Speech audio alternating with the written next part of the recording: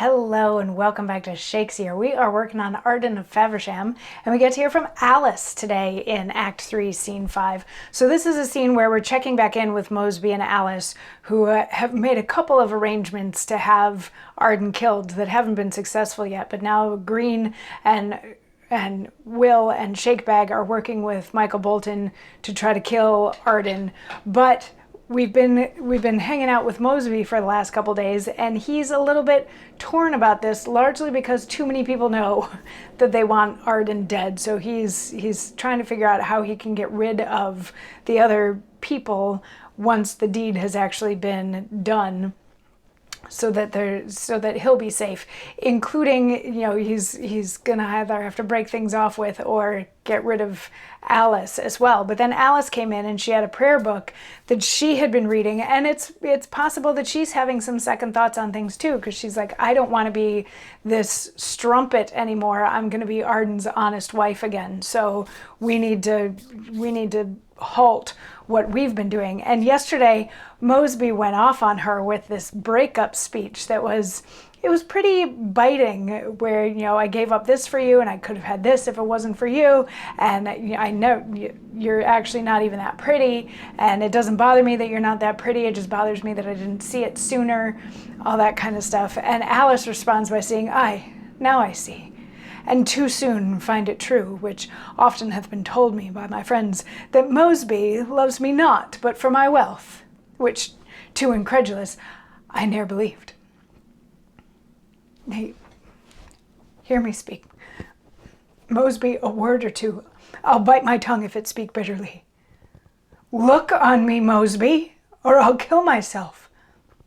Nothing shall hide me from thy stormy look. If thou cry war, there is no peace for me. I will do penance for offending thee, and burn this prayer book, where here I used the holy word that had converted me. See, Mosby, I will tear away the leaves, and all the leaves, and in this golden cover shall thy sweet phrases and thy letters dwell, and thereon will I chiefly meditate, and hold no other sect but such devotion. Wilt thou not look?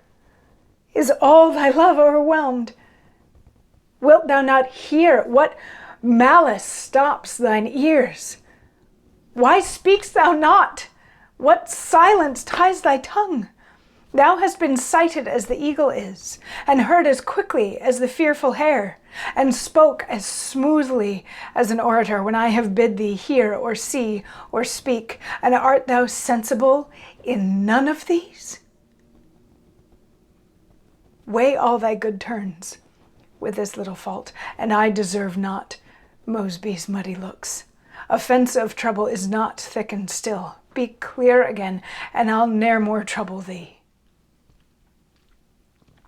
So she feels a little bit bad, and you do sort of start to wonder if she's playing, earlier in the play they had this whole, he was doing the whole we shouldn't be together, so that she had to confirm that she loved him, but you almost start to wonder if that's what's happening again here, that she was saying, no, we can't be together, and instead of him trying to convince her, he broke it off, and now it's like her bluff has been called, and she's like, whoa, and she starts off wanting to counter that bluff yet again by saying, oh, okay, I get it, my friends always told me that you only loved me for my money, and I didn't want to believe it, but I guess that's true.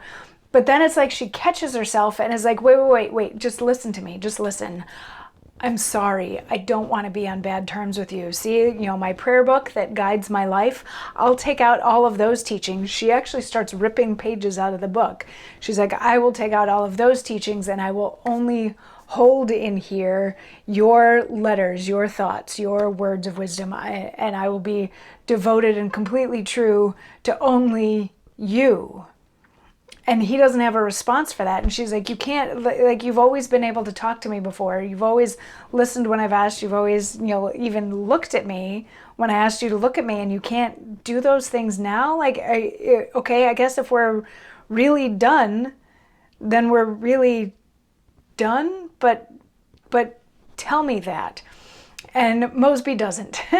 The two of them sort of reconcile, and they're like, all right, okay, so yeah, no, this is I do value you, I am in love with you, blah, blah, blah, all of this. And they're like, okay, so we're going to seal this newfound bargain that the two of us were going to seal it with a kiss. But just before they kiss, Bradshaw comes in with a letter from Green reporting that they have been unable to kill Arden so far in London, but they're going to follow along with him and hopefully kill him soon.